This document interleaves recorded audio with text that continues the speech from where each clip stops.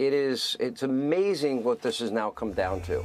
The good news for Donald Trump and maybe the bad news for Kamala Harris, early voting, the numbers that she on paper needed to hit in early voting, she did not come near in any of the swing states. However, that doesn't mean that her voters can't come out tomorrow.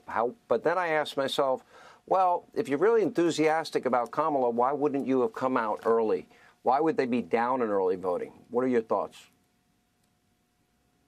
Look, I try to stay as objective as possible with myself, Sean. I think there's two possibilities here. One is we all have our heads stuck in our own algorithmic echo chambers, or Donald Trump is going to win this decisively. And I truly think it's going to be the latter. I've gone on the ground in Pennsylvania, across the country.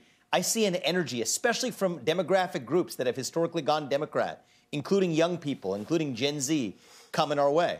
I love those early vote numbers. Again, in principle, there's two possibilities. One is we're doing great, and that's a predictor of how we're going to do in the election.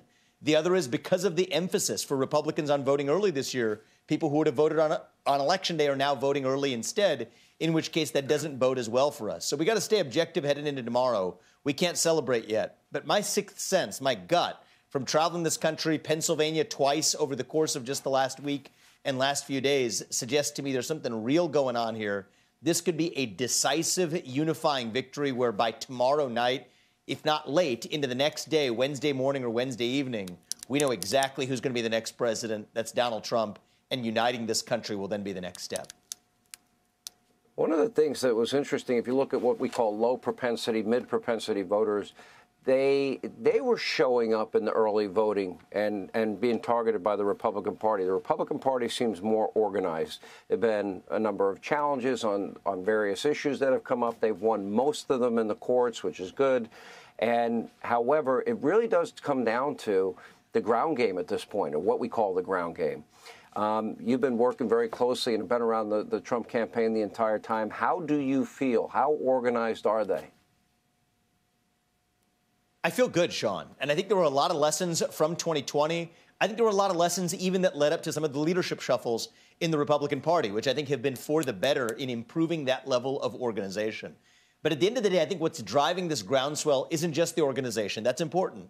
But what's driving the groundswell is this idea that we're rejecting an ideology of censorship, of unnecessary foreign conflict, an ideology of shrinking the economy as a way of apologizing for our way of life, an ideology that's opened our own southern borders and apologizes for who we are as Americans. There are people who are former Democrats, independents, libertarians, young and old, a multi-ethnic working-class coalition of voters that have really come together under a broad tent that I give Donald Trump immense credit for building. That's what a leader actually has to do. He has to unite different coalitions. I think he's done that beautifully. And one of the things I'm looking forward to, if we do win this decisively, as I expect and hope, Sean, one of the things I look forward to is now that new coalition becoming the new Republican Party. Reagan changed the composition of the Republican Party in a major way. And I think Donald Trump has shuffled the decks for the better in an even more major way this time around. And the way I'm looking at this is tomorrow, November 5th. We've been working towards it for a long time. That's not our destination. That is the start line for reviving this country. I know Donald Trump sees it the same way as well. He's sprinting through the finish, running through the tape, and heading into tomorrow, I truly feel optimistic, and I think our best days are ahead of us. God willing.